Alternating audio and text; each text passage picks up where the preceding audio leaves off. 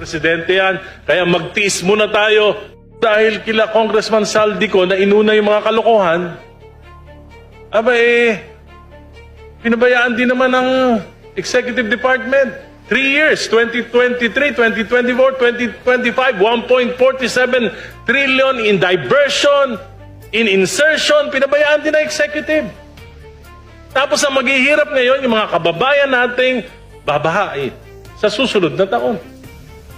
At ang solusyon, itutuloy yung mga nakaraan. Yung mga nakaraan palpak, dun sa aking distrito, lahat palpak. Yung matitinong proyekto, wala. Ngayon, itutuloy yung palpak. Pagkatapos, ihinto yung matitino.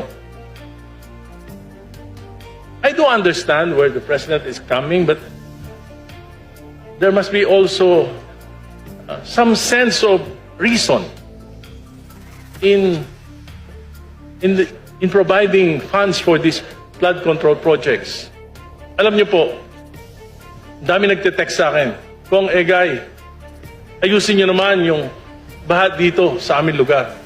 Kong Egay, ayusin niyo naman yung problema namin dito hanggang leeg, lampas nao na yung baha. Punong-puno ng basura, burak yung aming mga creeks. Ano po isasagot natin? Sabihin natin, ayaw ni Presidente yan, kaya magtiis muna tayo.